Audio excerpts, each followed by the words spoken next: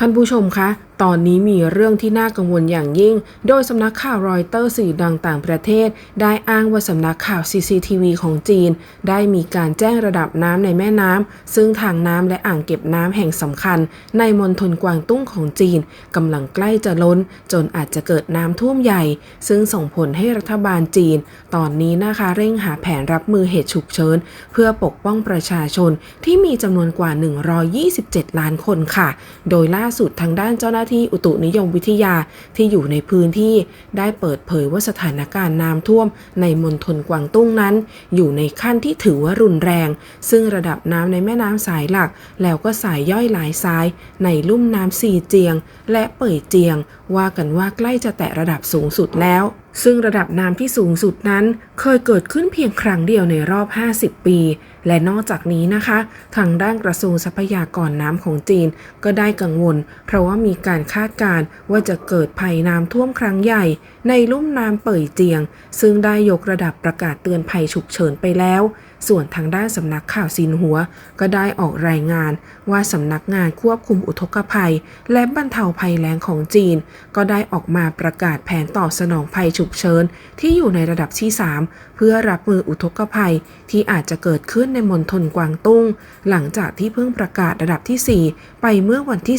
19เมษายนที่ผ่านมานี้เองค่ะโดยทางด้านประเทศจีนนั้นได้มีระบบรับเหตุฉุกเฉินเพื่อควบคุมน้ำท่วมทั้งหมด4ระดับนะคะโดยระดับที่1นั้นเป็นระดับที่รุนแรงที่สุดซึ่งขณะนี้ภาพที่ท่านผู้ชมกำลังรับชมอยู่นะคะเป็นภาพส่วนหนึ่งของคลิปวิดีโอที่เกิดเหตุการณ์ฝนตกหนักแล้วก็เกิดน้ำท่วมรุนแรงจากแม่น้ำจำนวนกว่า11สายได้ล้นตลิ่งในมณฑลกวางตุ้งและพื้นที่หลายแห่งทางตอนใต้ของประเทศจีนในปัจจุบันก็เผชิญกับอากาศที่เปลี่ยนแปลงอย่างรุนแรงทำให้เกิดฝนตกหนักตั้งแต่วันที่19เมษายนที่ผ่านมาซึ่งส่งผลกระทบหลายส่วนของเมืองค่ะซึ่งทางด้านรถไฟกวางโจวบางสายก็ได้ปิดบริการไปแล้วรถไฟความเร็วปกติบางขบวนในสายปักกิ่งกวางโจวที่ผ่านเซ่ากวและหยิงเต๋อก็ถูกระงับการใช้งานไปแล้วตามรายงานที่ประกาศออกมาล่าสุดแล้วก็ตอนนี้นะคะมีเรื่องที่หลายๆคนกำลังจับตามองเกี่ยวกับสิ่งแวดล้อมที่เกิดขึ้นโดยเฉพาะในประเทศจีนค่ะ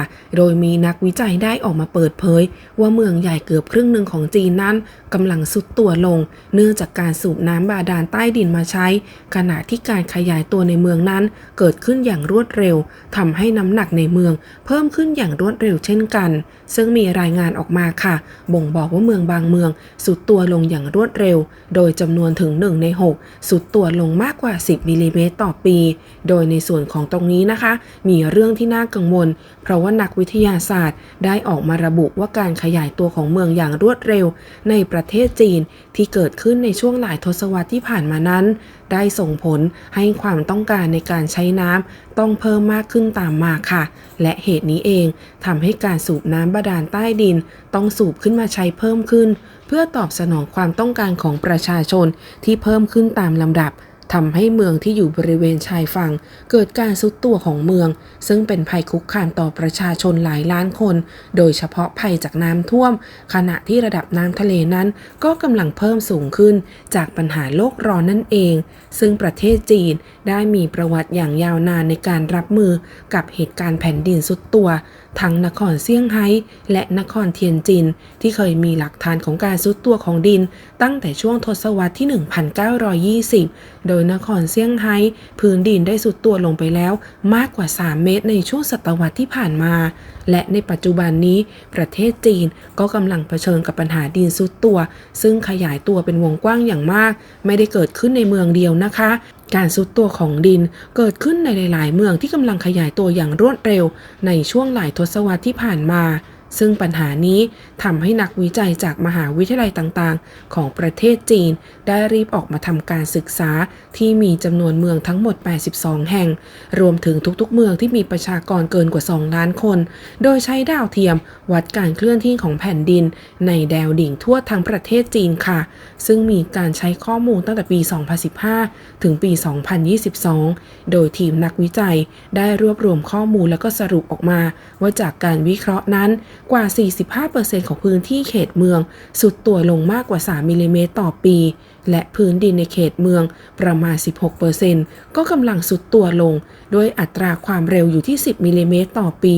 โดยนักวิทยาศาสตร์ได้กล่าวเป็นเสียงเดียวกันนะคะว่าลักษณะเช่นนี้เป็นการสุดตัวที่เกิดขึ้นอย่างรวดเร็วและนอกจากนี้ค่ะนักวิจัยยังได้กล่าวว่าภัยคุกคามสำคัญที่จะเกิดขึ้นในอนาคตก็คือประชากรในเขตเมืองจะต้องเผชิญกับปัญหาน้ำท่วมจากการผสมระหว่างปัญหาแผ่นดินทรุดตัวและก็ระดับน้ำทะเลที่สูงขึ้นเนื่องจากการเปลี่ยนแปลงสภาพภูมิอากาศโดยกล่าวว่าในปี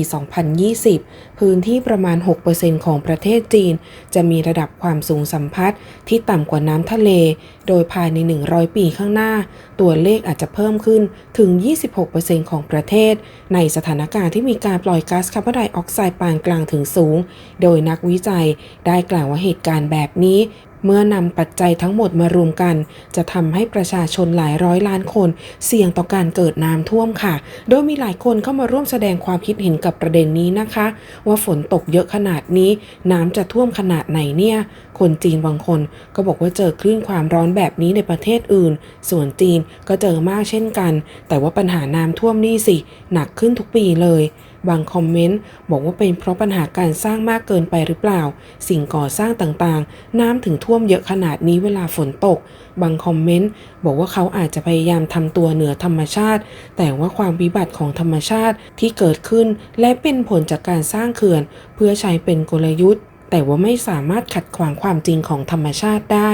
บางคอมเมนต์ก็บอกว่าดูแล้วรุนแรงจริงๆเหมือนว่าตอนนี้ธรรมชาติกำลังจะเป็นโรคประสาทบางคอมเมนต์ก็บอกว่าตอนนี้ที่เมืองจีนเริ่มจบฤดูหนาวแล้วก็เข้าหน้าร้อนในช่วงเดือนมิถุนายนแล้วก็กรกฎาคมคล้ายๆกับญี่ปุ่นแล้วก็ยุโรปและก็อเมริกาแล้วนะบางคอมเมนต์ก็บอกว่าหรือว่านี่อาจจะเป็นผลกระทบจากการสร้างรถไฟฟ้ามากเกินไปบางคอมเมนต์ก็บอกว่าแบ่งฝนมาที่ประเทศไทยบ้างร้อนสุดๆเลยแห้งแล้งด้วยบางคอมเมนต์ก็บอกว่านี่หรอลานิญญาได้เผยฤทธิ์ออกมาแล้วใช่ไหมบางก็ว่าอยากให้มาตกที่ไทยมากอากาศโลกตอนนี้เพี้ยนไปทุกวันพายุก็จะรุนแรงขึ้นใครอากาศร้อนก็ร้อนขึ้นทุกวันส่วนประเทศไหนฝนตกก็เล่นสนามท่วมสูงเลยบางคอมเมนต์ก็บอกว่าคิดไปคิดมาน้ำท่วมจีนจะท่วมมาทางไทยหรือเปล่าเนี่ยถ้าเกิดอ่างน้ำล้นเขื่อนแล้วก็เดี๋ยวท่วมชาวบ้านอีกแน่เลยบางคอมเมนต์บอกว่าประเทศจีนมีปัญหาเรื่องน้ำท่วมหนักมาตลอดไม่รู้ว่าปีนี้จะรุนแรงเหมือนก่อนหน้านี้หรือเปล่าบางคอมเมนต์ก็บอกว่าเหตุการณ์ธรรมชาติไม่เข้าใครออกใครสงสัยจะโดนธรรมชาติลงโทษหรือเปล่าเนี่ยตัดไม้ทำลายป่าเพื่อพยายามจะสร้างเขื่อนแต่สุดท้ายก็เหมือนจะไม่ได้แก้ปัญหาอะไรเลยบางคอมเมนต์บอกว่าจีนเขายิ่งใหญ่ระดับโลกทุกอย่างเลยนะแต่บางครั้งก็อาจจะไม่ได้คำนวณอะไรถูกต้องไปซะหมดจริงๆเหมือนจะพยายามทำทุกอย่างเพื่อให้ประเทศของเขาและให้ประชาชนได้อยู่สุขสบายบางคอมเมนต์ก็บอกว่าปัญหาเนี่ยก็คือถ้าเกิดน้ำท่วมจะรีบระบายน้ำลงมายังไงถ้าเกิดระบายมาทางเขื่อนได้แล้วก็ประเทศปลายน้ำจะต้องเตรียมตัวรับมือยังไงบางคอมเมนต์ก็บอกว่านี่แหละเป็นอีกหนึ่งข้อที่กังวลถ้าหากได้น้ำเยอะแล้วมีที่ระบายก็ไม่เป็นไรแต่ถ้าเกิดได้น้ำเยอะแล้วไม่มีที่ปล่อ